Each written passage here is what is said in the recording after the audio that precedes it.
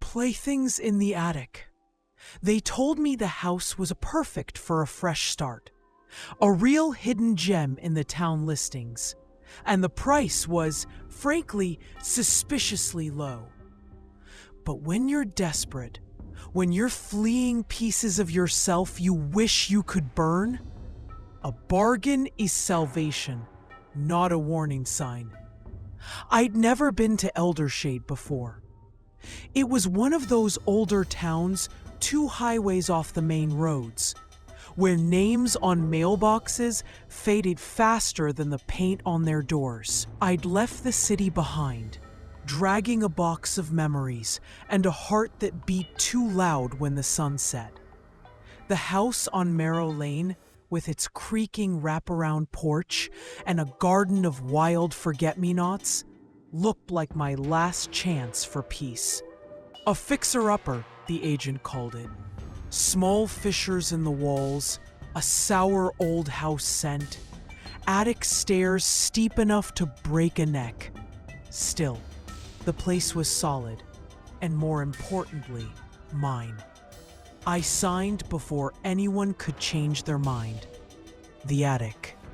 The agent joked, has plenty of room for storage or secrets. She didn't know how true that would become. The first night was the hardest. I arranged my mattress on the living room floor, surrounded by open suitcases. I lay staring at the ceiling, taking shallow breaths as my mind turned over memories I was trying too hard to forget. Just as sleep tried to claim me, I heard it, a giggle, faint and high, somewhere above my head. I shot upright, heart in my throat, straining to listen. Silence. Just the wind, I tried to convince myself. New houses always have a way of settling, right? I pressed my hands to my ears until exhaustion finally tucked me back into uneasy sleep. The next morning, sunlight shattered the strange mood. I poured coffee and tried to laugh off the night's imaginings. But when I ventured upstairs to unpack the last of my boxes, I found myself pausing at the narrow attic door, fingers tracing the cold antique brass handle. I opened it. Dust motes drifted in angled sunlight, catching on rough-hewn beams. The smell was heavy. Old wood, dampness, the spectral scent of time itself. "Hello?" I called in a half-whisper. Nothing answered but the echo of my own voice. I searched for signs of mice, animals, something rational. But aside from a child's shoe tucked behind a trunk, the attic was empty. Nights blurred together like streaks of dark paint. Always, at the edge of sleep, laughter. Sometimes just one, sometimes two, maybe 3 voices tangled together, rising and falling, always overhead. Footsteps, quick, uneven. They race across the attic floorboards, sometimes stopping right above my pillow, pausing as if to listen to me. By the 3rd night, I'd stopped trying to ignore it. I barricaded my bedroom door, an act that embarrassed me when the morning came. The agent never mentioned kids. Never said anything about previous owners besides the old lady passed some years ago. There'd been no record of children. On the 4th night, a new pattern. Laughter crescendoed, then was cut off suddenly, replaced by a soft, wet sob. Then a voice, hushed, desperate, childish but dangerous in its stillness, spoke. Not it. Something cold bloomed in my chest. I pressed myself against the wall, fists knotted in my sheets. The scurrying resumed. Another, shriller voice. whispered. Hide better, she's coming. That was the night I realized they weren't playing with each other. They were playing to escape someone. Days lost meaning. I stayed out late, drove circles around town, trying to lose the feeling of being hunted in my own skin. But I knew I had to face the attic.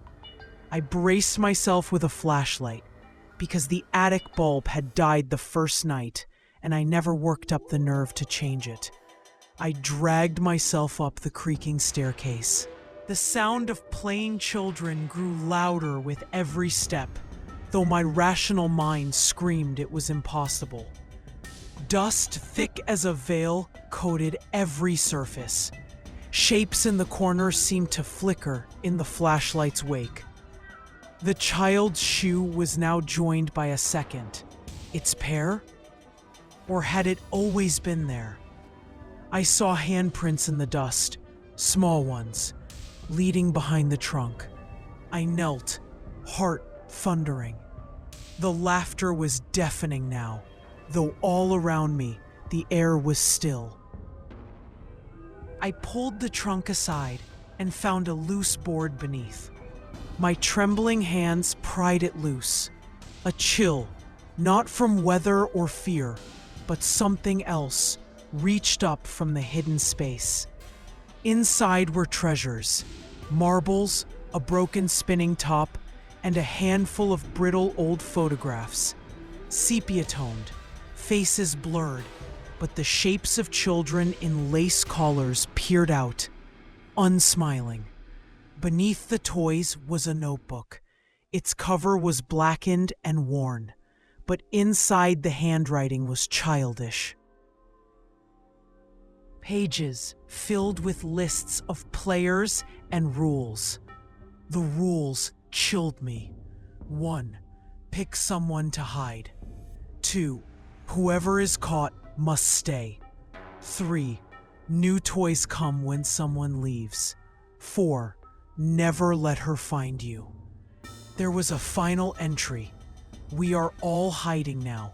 She almost always finds us, but tonight there is someone new downstairs.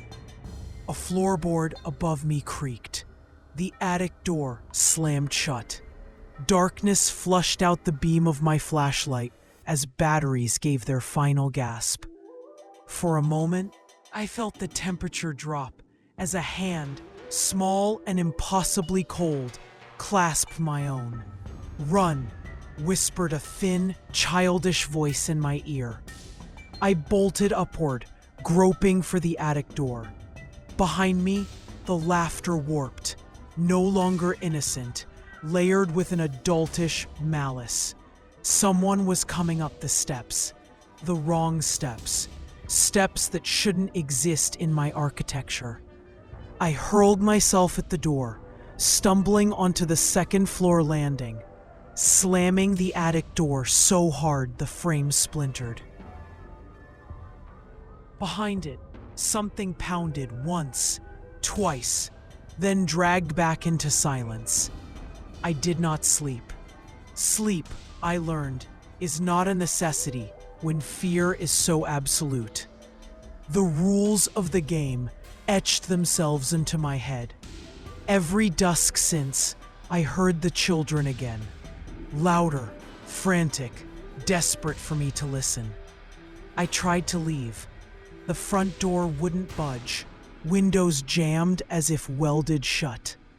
Phones dead. My only company was the eerie game from above and the feeling I was being watched, always. One morning, if it was morning, as time leaked out of the corners of reality, I revisited the attic. This time, the laughter was subdued, mournful.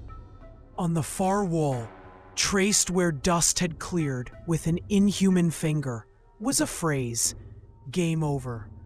Directly beneath it, the photographs had changed. I saw faces I recognized, the pale, wary children, and, standing among them now, a tall woman in modern clothes. Her eyes were wild. My own eyes. I screamed. The sound rang out for only me to hear as the attic door drifted shut.